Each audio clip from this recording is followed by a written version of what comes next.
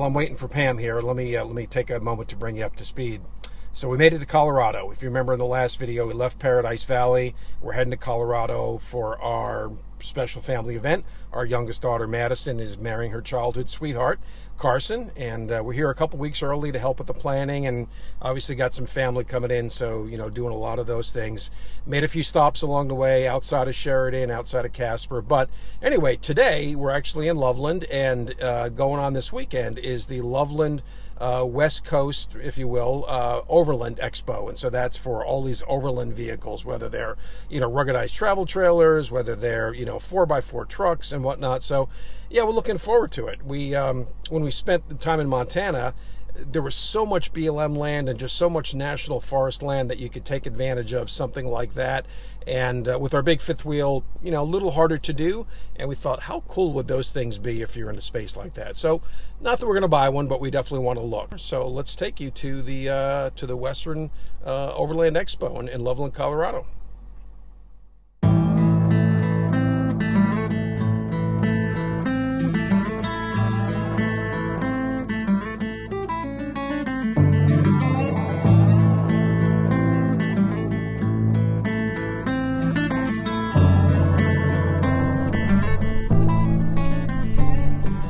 Anything because of the dust. Ken, where are we? Well, we're actually a little out of our segment since y'all know we have a fifth wheel, but we're going to the Overlander Expo in Loveland, Colorado. Just happened to be here at the time it's going on, so it'd be pretty cool. We've seen a couple earthroamers. Oh, speaking of, you know, get any further away.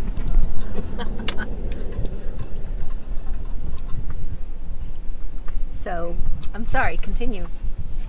I got distracted by that like $750,000 rig over another there. Attention deficit moment right there. This time executed by Pam, not me. But we're going to the Overlander Expo, and as you know, we're not Overlanders. We are glampers with a fifth wheel. But it's kind of interesting. We've seen a couple of the earthroamers in the campground that we're at. We'll see if we can get some video of that. Maybe too late. They may actually leave today. But we're going to go check out what the Overlander sort of environment looks like. Because it could be very cool. Maybe not for us. Maybe someday. Maybe we're past that day. But yeah, let's go check it out. And should be fun.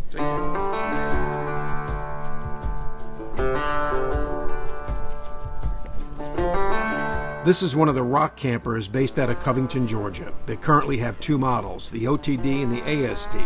This is the AST series with the Overland Chefs and Off-Grid packages. Rock trailers are all composite construction. The AST is 15 feet long, 7 feet wide, and 7 feet tall. With an independent suspension, it has ground clearance of 18 inches. This was an incredible trailer. I think this is actually one of my favorites. We saw a lot of custom designs, like this one built on a Hummer. Some were built on heavy-duty trucks, and some were built on very capable off-road SUVs. Right, this might be the most rugged thing I've seen.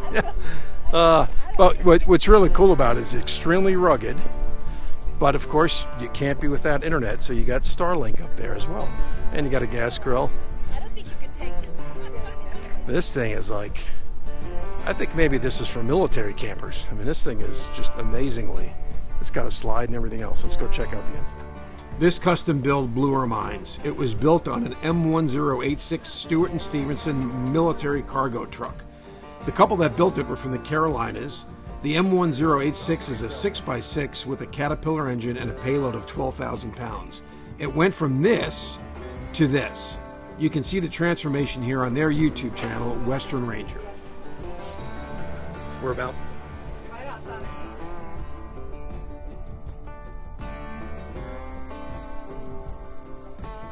Those of you that know me know I love Land Cruisers because I have an old, I say old, not compared to this. This is a 94. We have an 03, but this is actually a 94 with diesel. They actually got it out of Japan, and it's an old fire truck from there, and they converted it. Had 7,000 miles on it when they got it, and yeah, just very, very cool, very rugged. You cannot destroy these vehicles. What they do. All right, I would not do that with the Super Duty. Yeah, watch as they go through.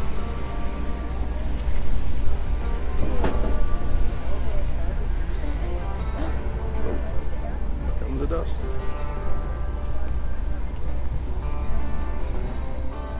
The Black Series was founded by an entrepreneur from the UK. In 2009, he went to Australia to look for established Australian RV manufacturing partnerships. He was rejected, so he decided to go it alone. Black Series has currently sold over 100,000 units in its history, and they're a blend of ruggedness on the outside and luxury on the inside.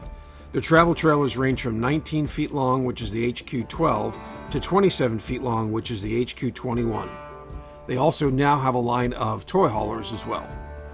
So yeah, I mean, this could definitely work for just a weekend away, and if you're kind of roughing it.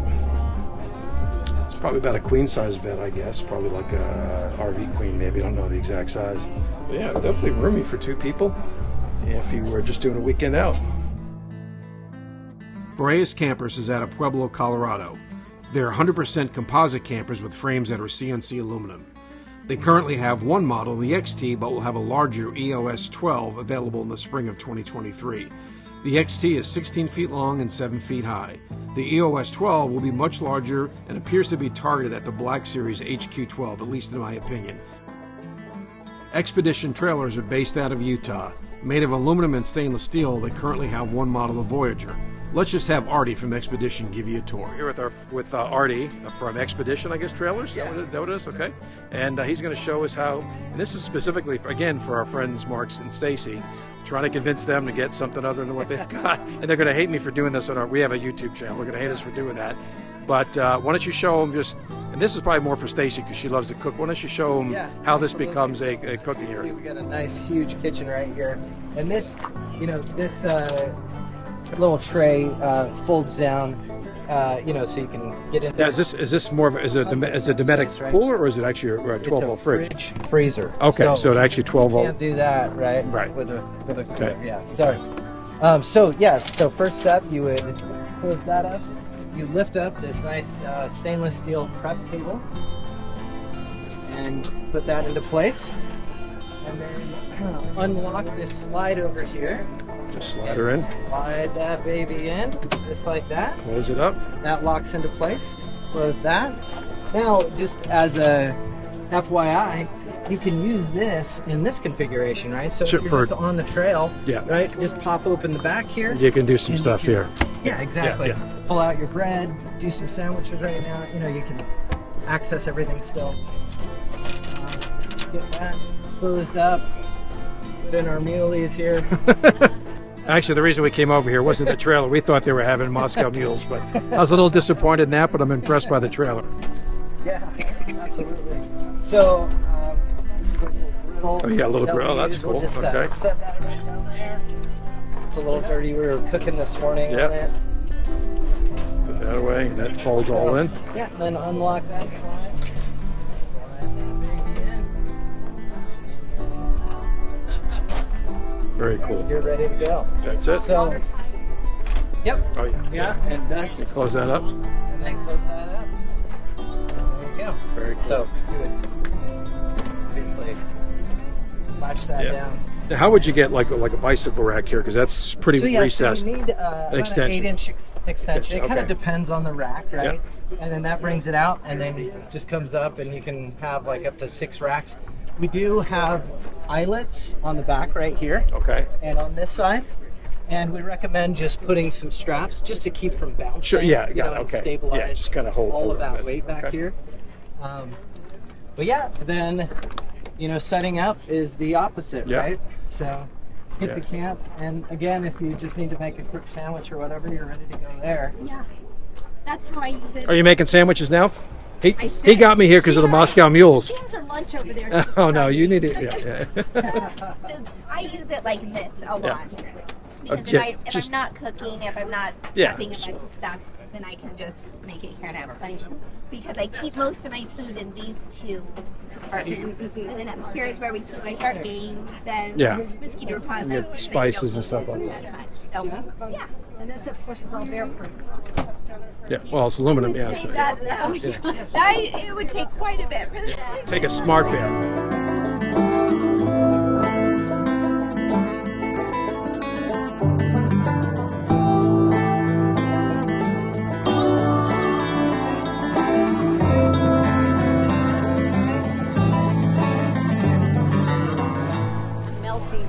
getting hot. I'm not sure we'd call this one really an overlanding one, but they are classic trailers. It's the Oliver one-piece fiberglass.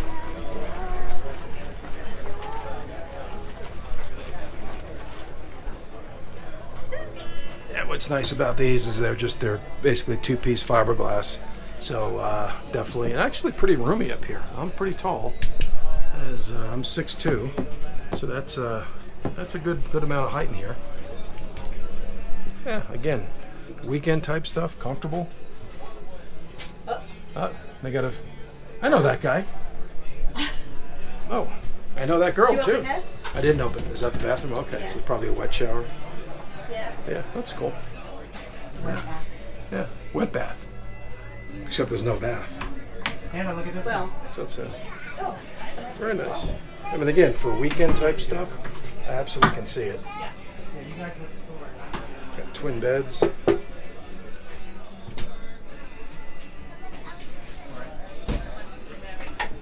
Oh, those feel really nice. Yeah. I mean, I've heard they're well built. This is like the boat kind of latches. Yeah, yeah. So we haven't heard of these guys. It's called Kimberley Cruiser. They're out of Australia. What's really kind of unique is it's a one-piece molded fiberglass shell. And yeah, very outdoorsy, very nice inside. I didn't get any video of inside because the gentleman I was talking to, he and his family actually say live in it. They're not full-timers, but they actually spend a lot of time in it all summer. So I didn't want to, I want to respect that privacy. But yeah, very cool. I like the fact that again that they're very rugged, built, like I said, built in Australia, one-piece molded fiberglass. So definitely don't have to worry about leaks. Very efficient, a lot of solar capability. And yeah, I mean, again, if you're looking at off-roading and you're going a little bit more rugged but still want some creature comfort, these would be something to look at as well. Yes, these are the coup d'etat of ruggedized vehicles. But break out your wallet, guys, because these are not inexpensive. Earthroamer is based on I-25 just north of Denver. They're custom-built machines that are designed to be self-sufficient, meaning no propane and no gensets. With two different models, the cabins are built from carbon fiber. They're built very rugged, but the interior is very, very luxurious. The SX is built on a Chevy 6500 frame. It boasts a whopping 1,600 watts of solar on the roof and 18,000 watt-hours of lithium-ion battery. The tank capacities are plenty: 100 gallons of diesel, 120 of fresh, and 55 of gray. The LTI is built on a Ford F550 chassis. While a little bit smaller, it has 1,320 watts of solar, 12,000 watt-hours of lithium-ion battery, still has a 100-gallon fresh tank, and a 40-gallon gray. Well, that was an interesting show. It's definitely, like we said before, not really in our segment, but yeah, just very, very cool. And it was really interesting. Yeah, it was interesting. Someday it may be. Yeah, I mean, I think like anything else, RVs are about compromise. And, what's cool about these is you can go anywhere with them pretty much and tow them with, anything, Jeep or Bronco or just something. Doesn't have to be a big truck. But it's just, again, a different segment. And you could see, I was talking to one guy, and, the market has just exploded with this. Because, 10 years ago, you didn't have a lot of this off-road type camping stuff like that. So, yeah. I mean, I could see, for a weekend or something like that, you want to get up and away off-grid. Some had ACs, some didn't. Some had bigger cooking areas, some didn't have any cooking areas. I was curious about the composting toilets. So well, you were just watching I was watching a video learning about composting toilets. Yeah, well, what's cool about the RV community is you learn new every day. So it's just something to figure out, because a lot of them did have composting toilets. But yeah, again, a weekend I can see, certainly not full timing, but weekend away off grid would be very, very cool in those things. And like I said, you could tow them very easily. So we're going back to the fifth wheel and glamping, where we have a full-size shower, air conditioning, and a king-size bed, and a residential refrigerator to keep our stuff cold. Definitely, this is interesting because it's an outdoor show. If you've ever come to this, it's all an outdoor show. So I think they're trying to give you the feel since in the more of the ruggedized stuff, and it was HOT. Hot. Yeah, so it's more. I mean, this is kind of what you would be doing, spending more time outdoors and indoors. So it kind of gives you a feel. Can you hang with that or not? So anyway, Loveland, Colorado. I'm not sure if they have it here every year, but definitely worth checking out, and definitely a different segment of RVing than we're accustomed to. Back to the RV.